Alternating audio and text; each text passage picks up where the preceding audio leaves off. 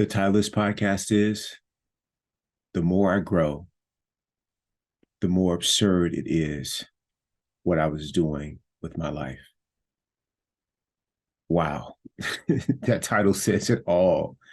I mean, as I grow, I just am so present to how much suffering I was creating for myself and for others. And all of it was self-inflicted and completely unnecessary. Well, I guess it might have been necessary in a way in that I needed life to teach me. I needed suffering become so great that I would make a change. And the change would not be just for a season, but it will be how I wanted to move through life for the rest of my life. And when I say it was unnecessary, all of what I was doing was trying to be okay inside. But I wasn't working at the root of the problem, which is inside. I was working on everything outside. I was trying to change people, trying to control situations that I didn't like. And I was resisting change. One of my default settings was I hated change.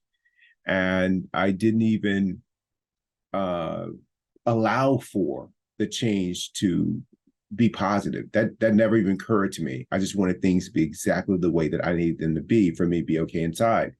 And when I think about the absurdity of what I was doing back then, that was furthering the suffering for me. An example would be when I went through financial hardships, throughout my life. I was a person who said, I don't care what other people think. Then why would I go to such lengths to hide that I was having difficulty? So that's me. For you, it may be in your relationship. I don't care what other people think. But then if you're going through a relationship challenge, you don't tell people about it. Not that you have to, but you don't hide it either.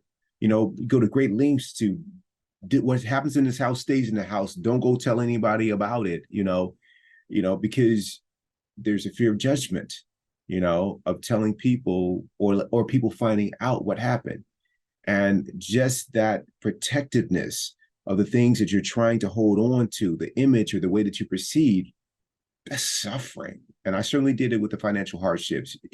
Others may be doing it with something else, but that's what I did. Another example is I was stationed in Yuma, Arizona, right after high school when I came here as part of the Marine Corps. And for 4 years, I resisted that I was in Yuma.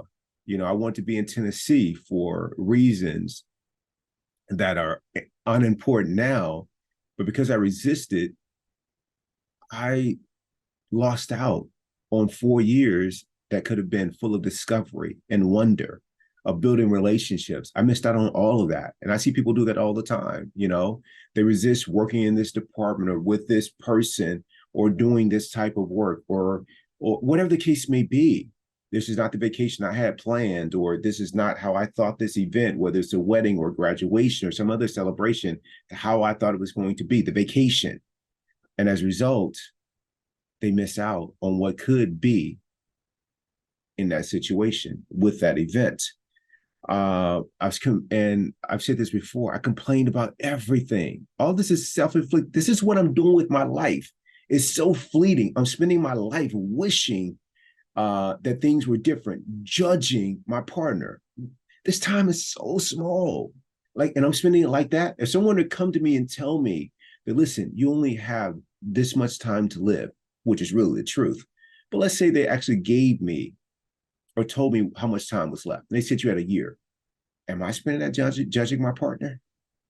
I don't think that I am. Then why did I do it before? It was absurd, but I did it anyway.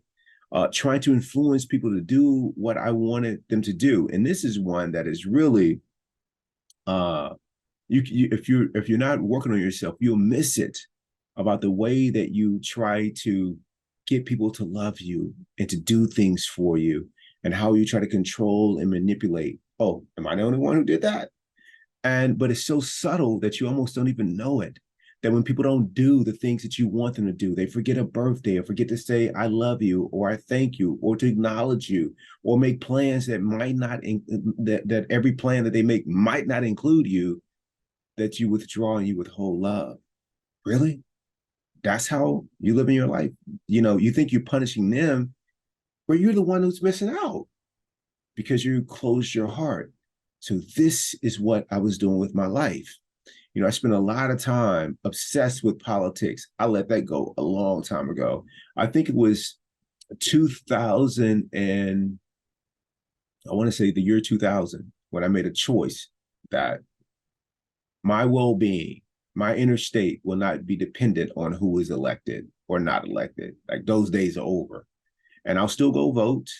I'll still, I'm sure have political leanings or things that I think might be in the best of the interest of the country, but not to the extent that when the outcome that I think should occur doesn't occur, that I suffer. Those days are over. Those are over because that's not what I want to do with my life.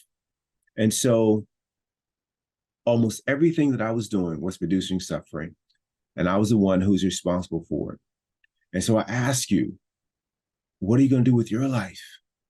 Are you going to take a moment and realize that there's something you can do, like you can grow, like you can change. Don't be rooted in decisions that you made a long time ago, no matter how good the reasons were, that stop you from having an open heart now. I've seen people make choices that are in the best interest of them and their loved ones, but because of some choice, some judgment that they made years ago, it won't allow them to let all that go and to have an open heart today. Instead, they'll just suffer. So if that's what you want to do, keep right on doing it. But I'm done doing that. I am done. Because what I've realized is that I don't want to go back to where I was. And that's what this journey is about. It's about growing so that you stay mindful of the absurdity and how you were living your life before. And there's completely a different way. There's no reason to wake up on one Monday morning and wish it was Friday. You wake up on Monday mornings and you're like, man, my Mondays feel like Friday now. That's an inside job. Those are inside jobs. You look at your loved one, instead of seeing what they're doing wrong, when you work on yourself, you see what's right about them. You see the good that's in them. Now, if there's things that needs to be changed, what I've learned is the key to changing people is with them.